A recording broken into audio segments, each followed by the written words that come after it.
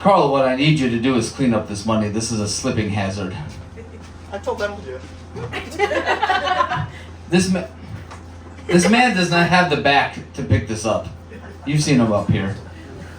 All right. I was recently prescribed, I don't get prescriptions a lot, but I was recently prescribed prednisone. Like, what a powerful drug that is. Like, how is that not prescribed for everything? It just seems it kicks everything's ass, you know, like, oh, you have a bacterial infection, prednisone. Viral infection, prednisone. Limp dick, prednisone. Your wife's a bitch, Midol. You know, they all come in different forms. Yeah, multi-uses. All right, good, that went over better than I was hoping. I came in here with, like, something I had never tried before. No, I'm not a fan of moaning. Like, never been a fan of moaning. I've never been a fan of also when I was younger when women would go, "Hey, what's up, Daddy? How you doing, Big Daddy?" And I'm like, "You." And like it before I was a dad, and I sure as shit don't like it now that I am one. But I don't like moaning to the point where I avoid getting my hair cut sometimes, because I'm afraid I'm going to let out the biggest moan of my life during the shampooing. And then what do I say? Oh, I'm sorry. My girlfriend doesn't touch me the same way that you do, you know.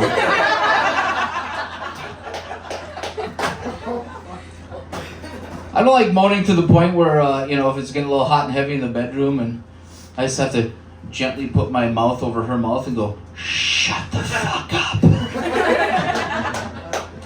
Making me soft here, bitch, you know, that type of thing. It gets real.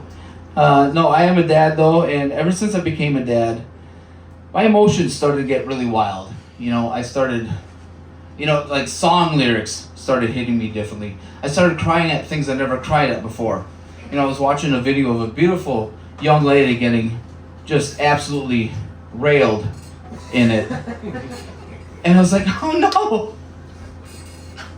That's somebody's daughter. All she wanted was a sausage pizza. She just went through this with the plumber. What's next? Her rent? You know, and where's her fatherly figure out that, you know? No, my daughter's 5 now, and I do miss the times when, you know, she couldn't talk as much. She was in this vocal. She used to be getting after it in a little baby bouncer, watching nursery rhymes on Netflix, and I'd pick her up because she's so precious and so beautiful, and I'd look deep into her eyes, and she'd look deep into mine, and then she would sneeze and fart at the same time. I'm like, hell yeah, you are Dad's girl. You know? But now she's getting a little bit too honest. You know, during Halloween, we had the Nightmare Before Christmas on, and I'm in the kitchen just doing dishes. All of a sudden I hear her yell out, "Look, it's Dad!" I run into the living room. I'm like, which one? Turns out Dad's the fat mayor from Nightmare Before Christmas. I looked at her, I was like, which face do I have on right now, honey? At least Oogie Boogie hadn't hit the screen yet, you know. Could have been worse. Oh, also you can feel rejection from your kids, you know. I was out playing with her at a park one time, and she's out there doing her thing, and I just wanted to check in with her. I was like, "How you doing, honey?" She's like, "I'm fine." I was like, "Well, you know, Dad's your friend." She goes, "No, Mom's my best friend." I was like, son of a bitch. Nothing I can do ever wins. All the women in my life just respect me, and I'm starting to think that it's a me thing. Until my daughter, like from my daughter to my grandma, they all just have something to say. Just wanted to get that out there. That was a therapy session. It's fine. What was the next thing? Oh, I'm from a small town. I'm from the UP, small town, and this is when I realized that you were from a small town. And I don't dress like I'm from a small town. I don't act like I'm from one. And you know, I got chains, pinky rings, whatever. This is what, yeah, exactly. This man was like, of course. This man's trying to front. By the way, my mom got me this sweatshirt this Christmas that says, "Don't be a dick." I'm like, 38 years, you just now wanted to tell me that? That's nice. No, we're sitting in the driveway, just having beers. All of a sudden, a garage sale popped out. We're having beers, and we're like, "Hey, I see that hand saw. You haven't used that in a while. I'll give you 25 for that." No, it was 50. It's barely used. They're like 35. I'm like, what the fuck are we doing here? We haggling or getting drunk? No one was a little bit of both. That was from you, ma'am. Thank you. Because I was dying on that one. I couldn't figure it out. I'm not made to be from a small town, I guess. That's fine. No, speaking of which, my brother is 10 years older than me, small town, and he always would try to teach me nursery rhymes, but it came from his mother goose, Andrew Dice Clay. Remember one time in kindergarten, the teacher was like, "Chuck, stand up. Recite Hickory Dickory Dock." I was like, "Hickory Dickory Dock, your mom was Chuck to the corner!" I was like, what? Little Mikey stood up and said it correctly, and I went, "I don't think that's how that goes at all." I'd been bamboozled. But he also taught me how to drive. But he taught me how to drive in such a way, we'd be driving and he'd be like, "Hey, just stay between the mayo and the mustard." I was like, son of a bitch. He knew I liked sandwiches. So he tried to speak to me in condiments. I'll tell you what, I'm a damn good driver, and I'll never make that mistake with nursery rhymes again. No, I do have this odd relationship like I do with my daughter, just because I think of how I was raised. Went and visited my mom recently, and I noticed that she likes to do this fun thing where she doesn't like to get her eyebrows plucked anymore, so she just shaves them off, but then draws them back on too high, so she looks surprised all the time. I like to fuck with her and be like, "Mom, what happened? Looked like it was pretty shocking." Then she gets mad and ends up looking normal. Yeah, fine. I've done that joke a few times, and usually some women are like, "Yes! She drew them on too high." I remember last time I drove up there, I noticed that there's a lot of guys that drive big trucks, big truck, big tires, big man, especially the ones with the balls dangling off the back, trying to make up for all the dick that they don't have. And that's not true. oh, I'm sorry. no, that's okay. Somebody with a big truck that has big dick, that's okay. This is just a generalization. It's not like a fact. It's not. Like, it happens.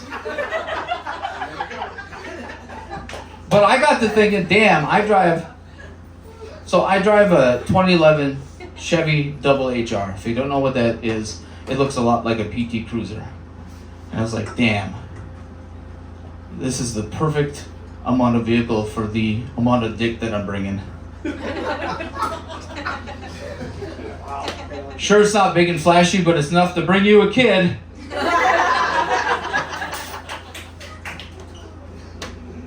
Got it back. All right.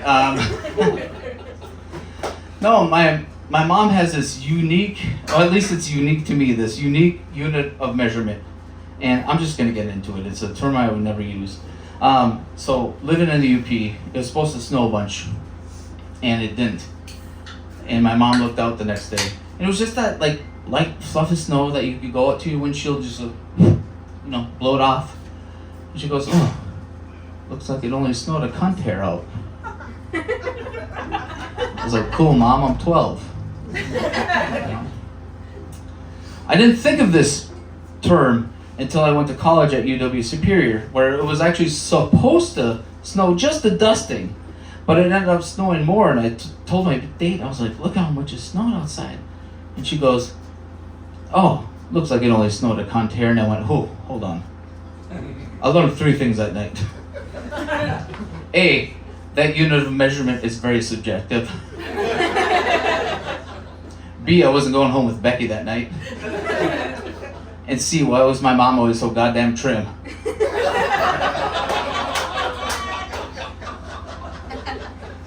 Like we've never thought it, right? Okay, thank you. I did get her back one time though.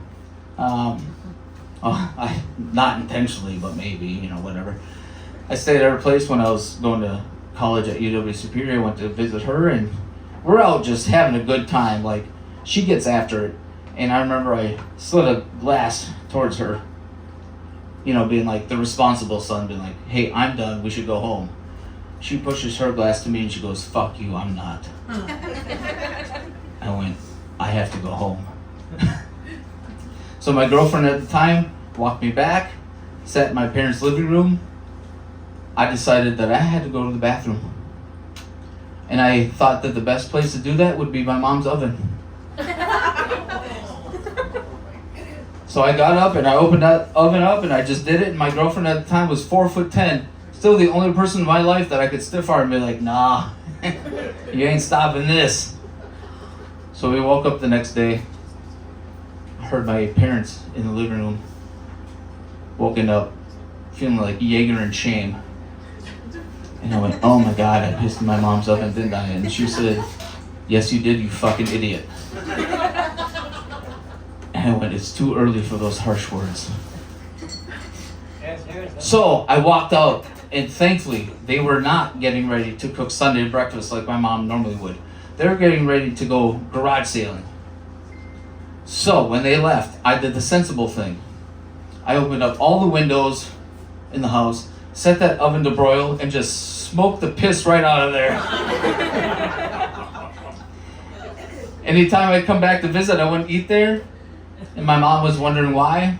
One time her boyfriend went, well, this tastes like shit. I was like, you're close.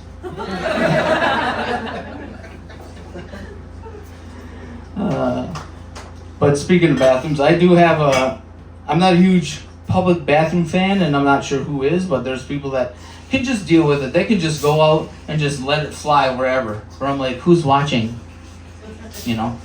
But there's no bigger offender to me than the trough. We familiar with the trough? Gentlemen, we should be, right? In case you're not, it's a metal slop trough, left to right, that pigs would normally eat out of, except it's just dicks from left to right, just letting it fly. And it's not that I'm worried about like going up there and looking next to me and being like, God damn, look at what that dude's working with, I just don't need some chatty Chad coming up to me and be like, I see you hang to the left too. Hey, you trim the bush, the tree stands a lot taller, I don't need that type of advice when I'm there. But ladies, maybe you are familiar. I've been to plenty of bars after midnight when all of a sudden the men's bathroom turned into a unisex bathroom. But when I try to use the women's bathroom, I get kicked out because I'm a pervert, And I just had to think, like, what would that be like? And I have to imagine, because I got to take a step back, there'd have to be some sort of handle that the ladies would use for a trough, right? You're just looking around like, Josie, no panties tonight, you slut. Who are you going home with? Becky, we said no asparagus at dinner.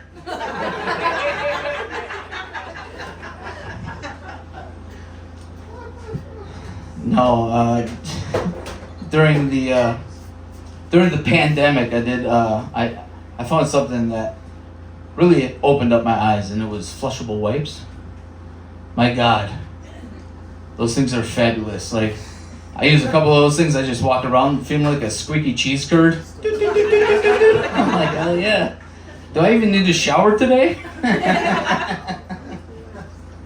I've also often thought about just like bringing those with me anytime I go to a bathroom, but also a pair of shitter shoes.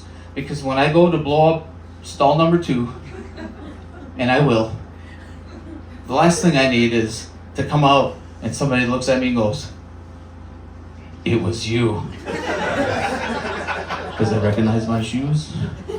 Actually, the last thing I need is like to be on the throne and somebody walks in and we make eye contact through the stall door. I'm like, maybe if I just stay here and freeze, they won't notice me. Also, why do stall floors not go all the way to the floor? You know, aside from the eye contact, the last thing I need is somebody's child crawling underneath the stall door and be like, "Why are you so sweaty? This is not the time for questions." I heard a clap like, "That's happened to me."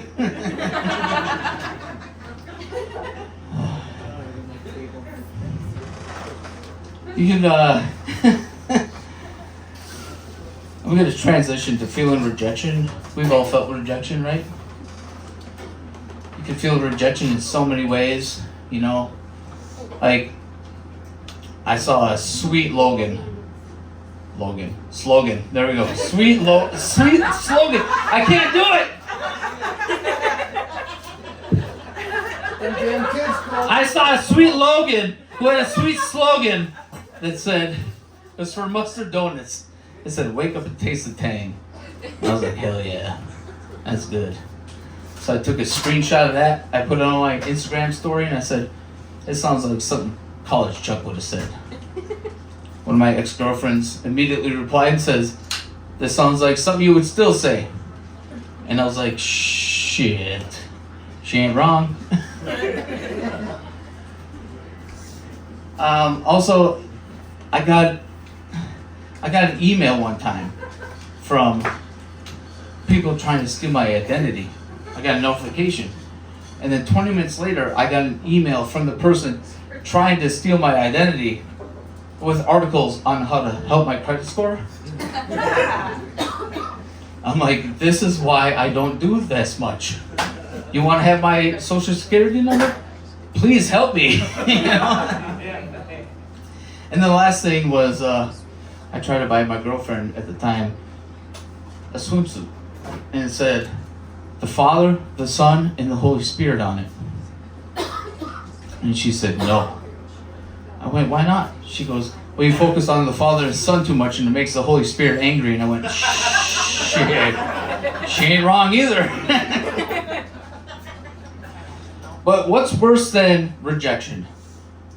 The friend zone, right? We've all been to, this man's like, Did you keep him there too long or what? No, it was the other way around. Oh.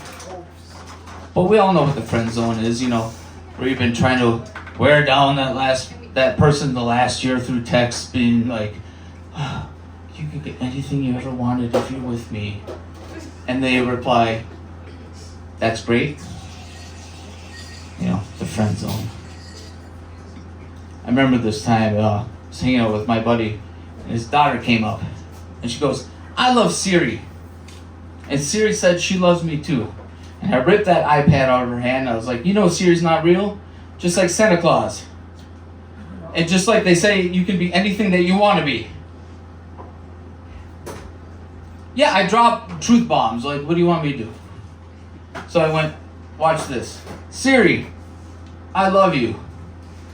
Siri hit me with, "I think you're great too." Even AI is under my bullshit. I used to, how am I doing on time, by the way? Am I doing okay? Doing okay? Alright. I'm a huge bowler. I sub with bowling now, but I used to bowl a lot more.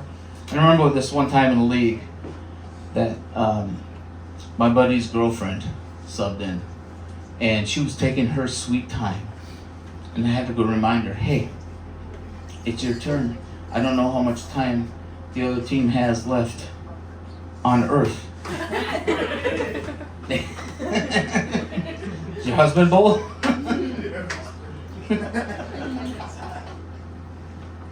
And she goes, "Oh, I'm sorry. I was just distracted by Jason Momoa on the TV." I went, that's fine. It's still your turn. She looks at me and goes, well, if there was Victoria's Secret models on the TV, you'd be distracted too. And I said, I prefer my models from Lane Bryant. And then she has the audacity to look into my optical stems and go, well, you know, Victoria's Secret makes plus size models too. And I said, not plus enough now, bull, bitch! We haven't bowled since. And I used to, I got onto Facebook during the .edu days, like just when you had to have a college, address. Man, the more times I say it, the older I feel. And when you did that, it was really just truly you and your college buddies. You could post anything that you wanted because you were just hanging out with you and your buddies. Before employers could shut you down for jobs, you could post a picture of you drinking a bottle of vodka in the backseat of a car and be like, hey, at least I wasn't driving, that sort of thing. And I remember one time I posted these lyrics, and I'm a big hip-hop fan, and I would post these lyrics like it was my job. It was from a great wordsmith of our time, Earl Stevens. Some of you might know him better as E40. And these lyrics went, ooh, you look like you got that good gushy gushy. Fuck around me, I'll beat the brakes off that pussy. And I went, post. That's how today's gonna go. I came back, I checked my Facebook, I had a like on it. I said, of course I do, it's fucking fire. It was for my grandma. I forgot Facebook went public that year. And I felt bad at first, I was like, oh, grandma, you don't need to see those types of things. And then I thought further, I was like, well, does grandma even know what the good gushy gushy is? Did grandma have the good gushy gushy? That would explain all the plastic on the furniture. I'll end with the groan. I've been Chuck Charles. Thank you.